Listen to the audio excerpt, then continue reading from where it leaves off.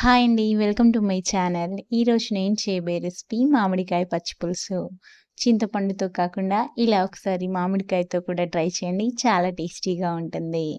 దీనికోసం ముందుగా ఒక గిన్నెలోకి ఒక మామిడికాయని శుభ్రంగా కడిగి తీసుకోవాలి. ఇప్పుడు ఇందులోకి మామిడికాయ మునిగే వరకు వాటర్ పోసుకోవాలి.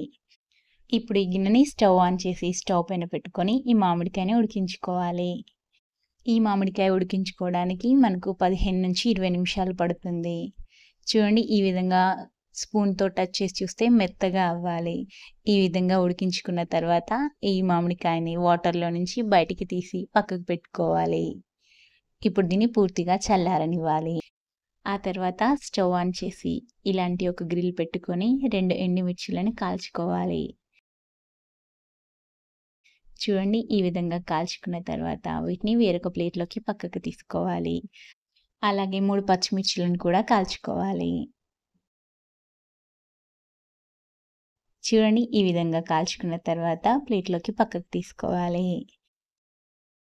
మామిడికాయ పూర్తిగా చల్లారిపోయిన తర్వాత దానిపైన ఉండే తోలు తీసేసుకొని ఈ మామిడికాయని వేరొక గిన్నెలోకి తీసుకోవాలి. ఇప్పుడు మామిడికాయ పైన ఉండే గుజ్జంతా తీసుకోవాలి. ఈ విధంగా గుజ్జు మొత్తం సెపరేట్ చేసుకున్న తర్వాత అందులో ఉన్న పిక్కని బయటికి తీసేయాలి. ఆ తర్వాత మనం ముందుగా కాల్చిపెట్టిన ఎండుమిర్చి, పచ్చిమిర్చిని వేసుకోవాలి. అలాగే కట్ చేసిన ఒక ఉల్లిపాయ ముక్కలు వేసుకోవాలి. అలాగే మీ టేస్ట్‌కి తగినంత సాల్ట్, పావు టీ స్పూన్ పసుపు వేసుకొని చేత్తో అంతా బాగా కలిసేలా కలుపుకోవాలి. చూడండి, ఈ విధంగా అంతా బాగా కలిసేలా కలుపుకున్న తర్వాత ఇందులోకి 2 గ్లాసులు వాటర్ పోసుకోవాలి. ఇప్పుడు అంతా బాగా కలిసేలా కలుపుకోవాలి. చూడండి, ఈ విధంగా కలుపుకున్న తర్వాత దీన్ని పక్కకు పెట్టుకోవాలి. ఆ తర్వాత స్టవ్ ఆన్ చేసి పోపు గిన్నె పెట్టుకొని ఇందులోకి 2 పావుల ఆయిల్ పోసుకోవాలి. ఆయిల్ హీట్ అయిన తర్వాత 1 టీ స్పూన్ ఆవాలు, హాఫ్ టీ స్పూన్ జీలకర్ర, 2 ఎండుమిర్చి వేసుకోవాలి. ఆవాలు చిటపటమని పోపు వేగిన తర్వాత ఇందులోకి 2 రెమ్మల కరివేపాకు వేసుకోవాలి.